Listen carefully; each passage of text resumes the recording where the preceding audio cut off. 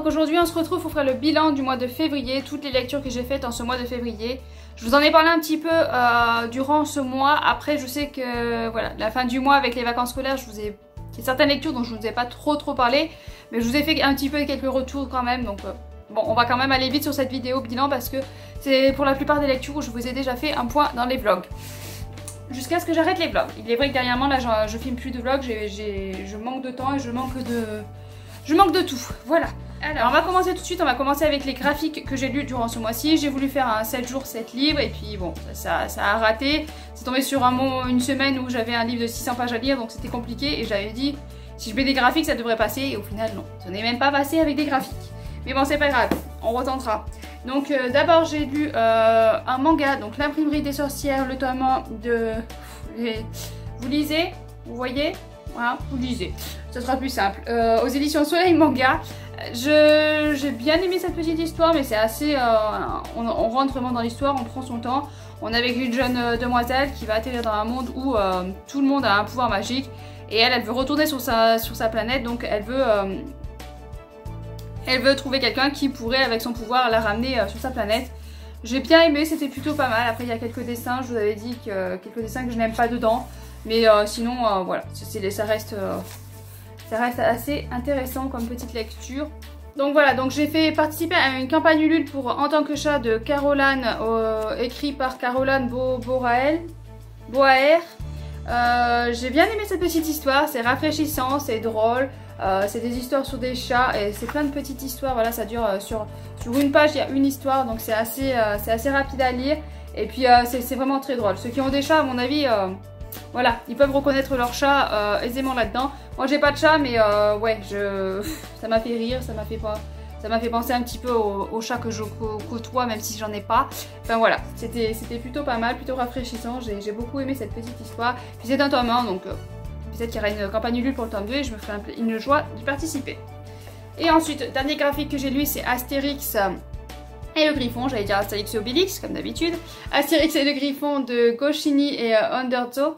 Éditions Albert René. Éditions Albert René. Voilà, donc Astérix, moi ça me rappelle mon adolescence. J'aime toujours autant. On retrouve toujours les mêmes personnages, le même humour, sur un fond d'histoire, comme d'habitude. Ben voilà, j'ai énormément aimé cette lecture, c'était un vrai plaisir. Hop.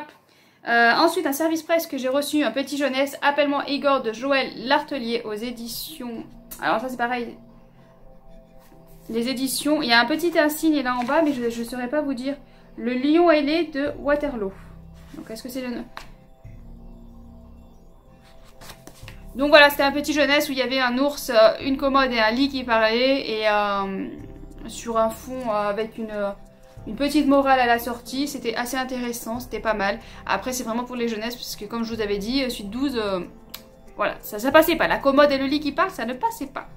C'est très étrange, il a trouvé ça bizarre. Mais moi j'ai bien aimé, c'était assez intéressant, ça se lit vite en plus. Pour des petites lectures à 8 ans, là ça peut être pas mal. Peut-être pas les premières parce que c'est pas écrit très gros et puis il n'y a pas de dessin à l'intérieur. Mais quand arrivé en CE1, ça peut être plutôt pas mal. Alors maintenant on va passer au roman. Bon, alors, premier roman que j'ai lu en ce mois de février, c'est Les âmes inconscientes de Ron Marty aux éditions Scrinéo.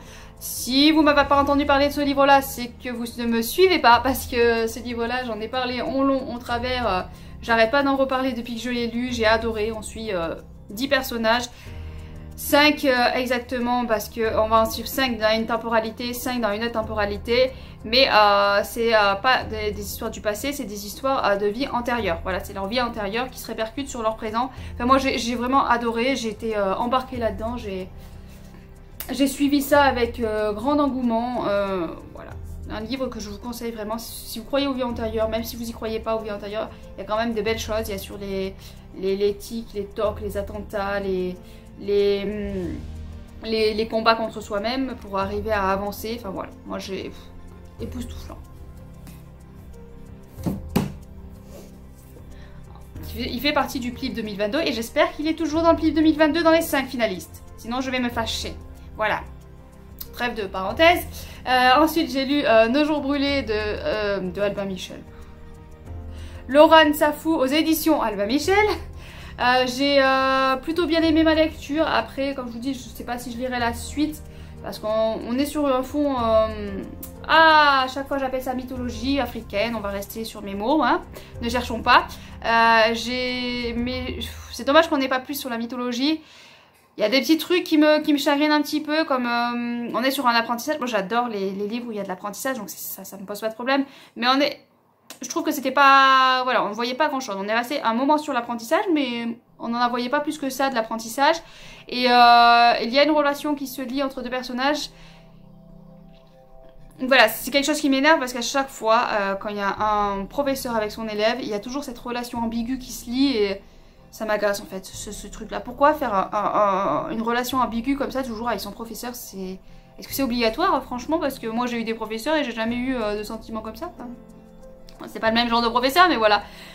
Voilà, un petit bémol. Après j'ai bien aimé, c'est vrai qu'on voit pas partout ce côté-là africain, donc assez intéressant à regarder. Alors on continue avec un score des livres du Plib. Là, ça y est, normalement c'est un des derniers mois où vous verrez du livre du Plib. Donc on est avec Ouijigo d'Estelle Faye aux éditions Albin Michel Imaginaire. Vous avez vu mon retour, j'ai...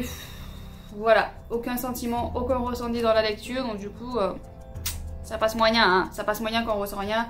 On est avec des gens pourtant qui vont aller sur une île et il va y avoir meurtre sur meurtre, ça va s'enchaîner et puis voilà. Ils vont voir un cadavre, ils vont dire ah celui-là il est mort et puis ils vont repartir et puis ainsi de suite. Donc c'était un petit... Voilà. Un petit bémol. Un petit bémol. Ensuite, on va passer avec Les Dossiers du Voile d'Adrien Thomas aux éditions Fleurus. Ça par contre, j'ai adoré ma lecture. On est sur... j'ai adoré ma lecture, on est sur un fond familial. Voilà, des sorcières, une famille de sorcières sont là pour protéger le voile. Le voile, c'est pour pas que les êtres humains sans pouvoir, sans rien, sans particularité, se retrouvent à voir les loups-garous, les vampires, enfin à voir tout ça, la magie. Il faut pas qu'ils le voient et donc voilà, on a des gens qui sont là pour protéger ça, pour pas que ça se voie. J'ai beaucoup aimé ma lecture, j'ai adoré, on est sur un fond familial, sur de l'amitié, enfin voilà, j'ai beaucoup aimé. Normalement c'était un tome unique mais l'auteur a dit apparemment qu'il y aurait un tome 2, donc je me jetterai dessus avec grand plaisir. Et puis comme d'habitude, Adrien Thomas, écriture fluide, génial. J'ai lu aussi Félicratie de H. Lenoir aux éditions Sarbacane. J'avais très peur avec ce livre-là, je vous avais dit, on est sur un fond d'humour et voilà, c'est de l'humour totalement, c'est de l'humour auquel j'ai adhéré, donc c'est passé. J'ai apprécié mes lectures, j'ai passé un bon moment de détente, on est sur du post-apo mais on est surtout sur de l'humour, hein. Voilà, faut pas se leurrer, le seul point faible des extraterrestres c'est les chats, et, génial. Je vous lis le derrière comme ça. Je m'appelle Yacine, j'ai 16 ans et mon boulot c'est animal domestique pour extraterrestres. Parce qu'ils ont gagné, ces couillons. Et ils ont envahi la Terre. Et comme leur seul point faible, c'est les poils des chats, ben croyez-moi qu'on n'a pas le cul sorti des ronces. Voilà, donc voilà, c'est un peu le style d'humour que c'est. Moi j'ai apprécié, j'ai passé un bon moment, ça m'a vraiment détendu, ça m'a vraiment fait du bien, c'est tombé en plus pile poil au bon moment. Donc. Alors là, voilà, celui-là vous savez ce que j'en pense, hein, Diamant, Vincent Tassi, des éditions Mnemos, Laure Ailé qui descend sur Terre, et puis c'est ensuite toute une histoire, enfin... Voilà, voilà, pas plus, hein, je savais que j'allais pas apprécier, donc on se connaît au fil du temps, comme je vous ai dit, on se connaît, donc je savais que j'allais pas apprécier, j'ai voulu lire ce qui fait partie du Plib, et voilà, hein, c'est pas passé, bon, c'est mieux passé que ce que je pensais, mais ça n'a pas non plus été l'extase. Ensuite, on va prendre celui-là, donc Derrière la porte de Emmanuel Bourgoin, je vais éternuer. Derrière la porte de Emmanuel Bourgoin, un auto-édité que l'auteur m'a gentiment fait parvenir. J'ai beaucoup aimé ma lecture. Le seul bémol, voilà, c'est ses longueurs. Voilà, on suit un petit écureuil qui... il faut pas trop que je m'en dise non plus. On suit un petit écureuil qui pense, voilà, il a des réflexions, il pense, il réfléchit. Et donc il veut apprendre plein de choses, il veut découvrir plein de choses. Et on va le suivre durant ce parcours-là.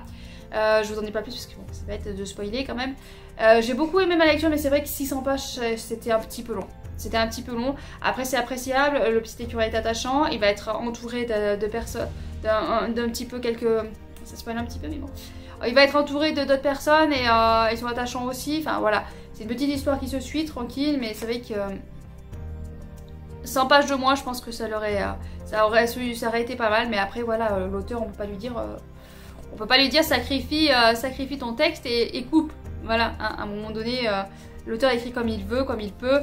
Et ouais, mais sinon c'était une bonne histoire. Faut juste prendre le temps de le lire. Peut-être aussi tomber à un moment où j'avais pas envie de prendre le temps de lire aussi. Il y a des périodes où on a envie de lire des gros pavés, où on a envie de passer une semaine sur un livre. Il y a des périodes où on a envie de passer 2-3 jours dessus et pas plus.